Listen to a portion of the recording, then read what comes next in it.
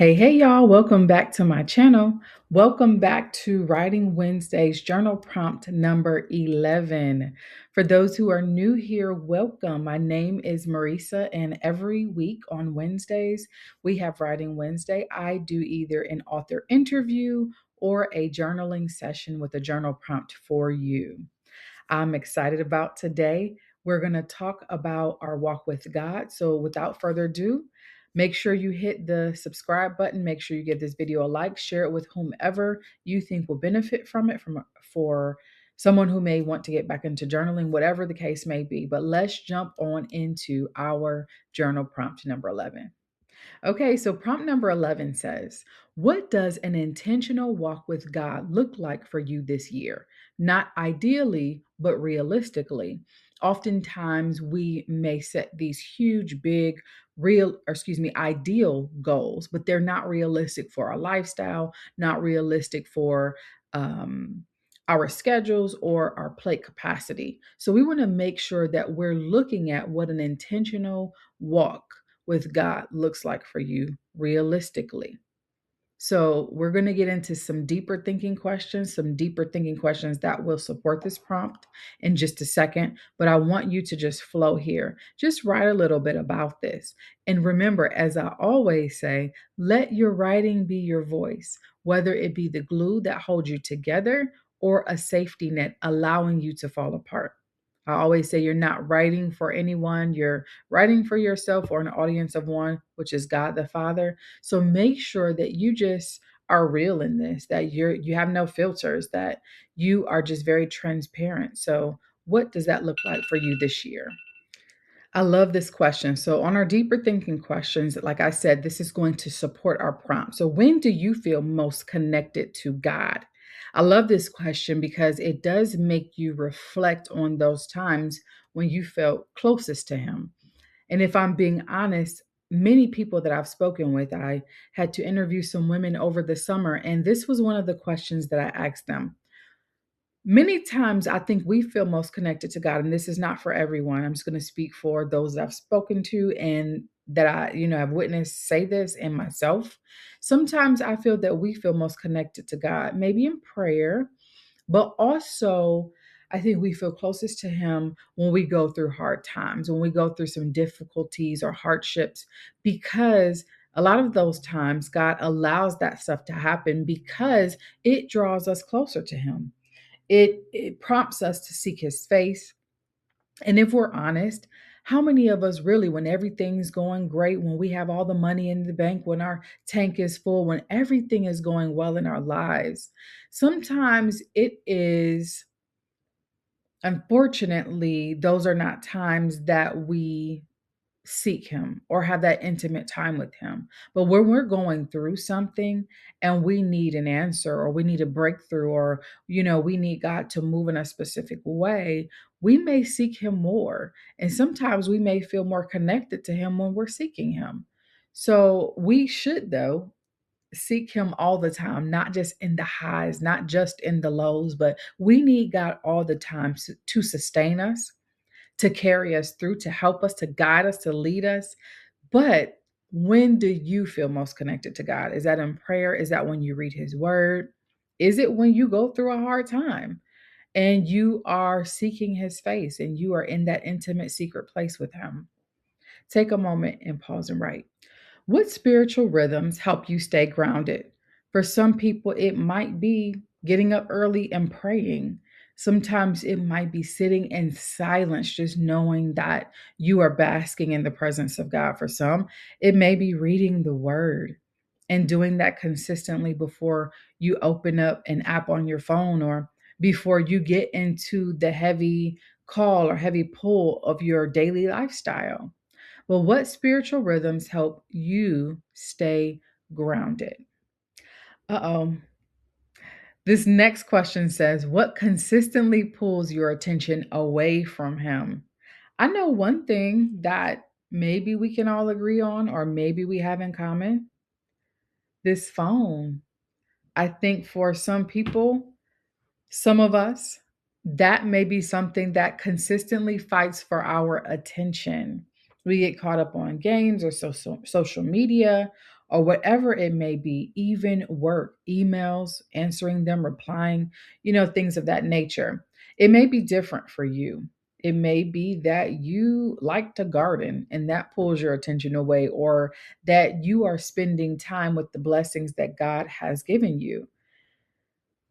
It could be, but what consistently, all the time, tries to pull your attention away from Him? And of course, you can be honest, you're writing and no one may see this, but there are many different things, even the blessings of God, that may fight for our attention. We have to cook or clean or drive somebody somewhere, or we have to work, we have careers, we have businesses, we're entrepreneurs. All these things do fight for our time. And if we're not careful, those things that are fighting for our time will consistently pull us away if we are not fighting for that time in the secret place, or that intimacy with Him, or making sure that we're tending to our relationship, that we are nurturing on our part our relationship with Him. What one small, sustainable change would deepen your walk with God this year?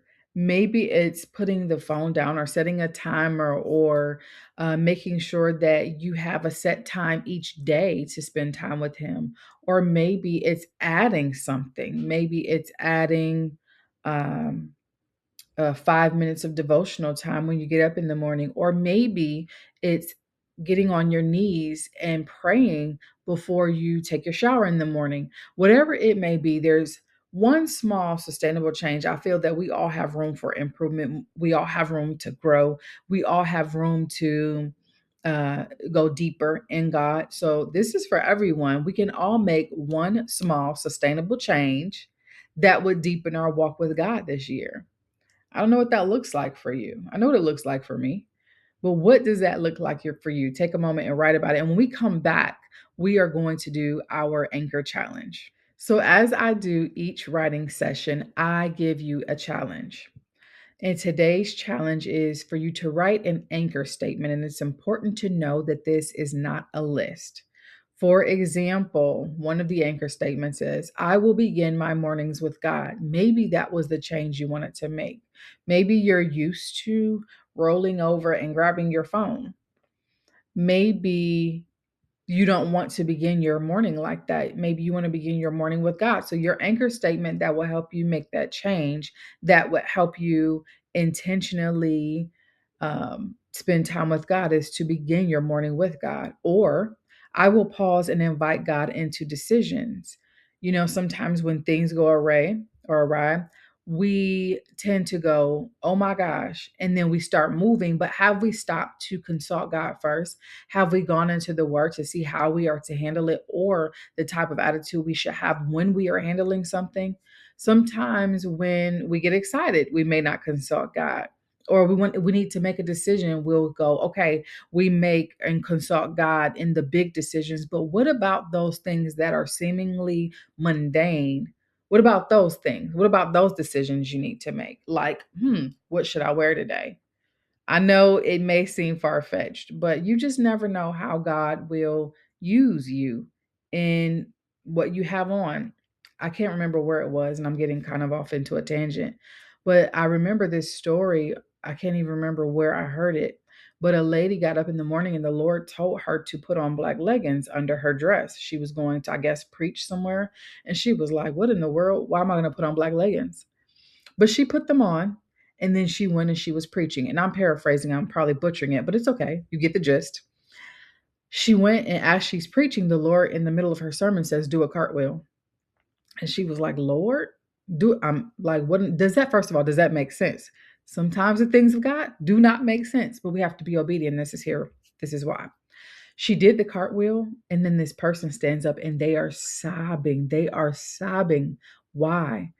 Because, and the person tells the lady who did the cartwheel this, they had told the Lord, if I am to come to you today, or if I am to, or no, I think it was, if you are real, God, if you are real, the preacher will do a cartwheel today. Now, I know that sounds crazy, but when you make these decisions that you feel that you are in control of and we're not consulting God on, sometimes someone else's Breakthrough, else's answer is coming through our obedience. So that is why it is very important for us to invite God into all of our decisions. And when you get in the habit of that, it becomes more easy. And so that's why I said, God, what do I wear today? But anyway, that may not be your cup of tea. I don't know. But whatever it is, invite God into your decisions, even if they seem, oh, this is silly. This is something I can handle. Because the truth is, we cannot handle anything on our own. It is only by God's grace, it is only by His mercy that we are able to handle anything through Him, through the empowering of His Holy Spirit. So that's just a nugget. The last anchor statement is, I will protect quiet time weekly. We don't have to really protect our leisure time. And I say that because in our leisure time, we can just do whatever. And Satan's really not going to fight us on those things if we're playing games on our phone or if we're reading a book that has nothing to do with the Lord, maybe just for leisure. I'm not saying these things are bad, but what I am saying is we don't have to fight for that time. We don't have to necessarily protect it. Why? Because a lot of times we're not being fought in those areas. But the moment you say, I am going to get up 30 minutes early and I'm going to just sit before the Lord and just bask in his presence. When you get that goal in your mind and you say, this is what I'm going to do, Satan doesn't want that.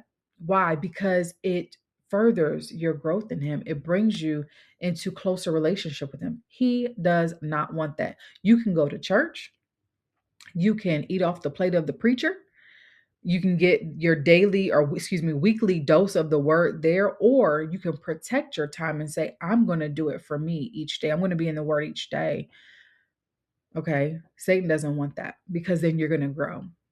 Okay. Then you're going to be able to resist him even more. Okay. So these are just some examples, but you're going to write your anchor statement. What's going to help you become more intimate and have more of an intentional walk with God in 2026? Come back and join me next week. We're going to talk about faith and surrender. What that looks like is going to be a great time. I'm looking forward to that writing session. But for now, before we wrap up, I would love for you to hit that like button. I would love for you to drop a comment in the comment section if this has impacted you in any way, if this has helped you, if this has helped your spiritual growth. However, I would love for you to also share this with someone who you feel would benefit. Listen, we are journaling over here. We're journaling, getting free. We're getting healing. Whatever it is that you're believing God for while you journal, I do believe that He can meet you on the page. All right. So I'm so grateful that you've been here with me. Share this time with me. You didn't have to do it, but you did. So I'll see you next time. Take care.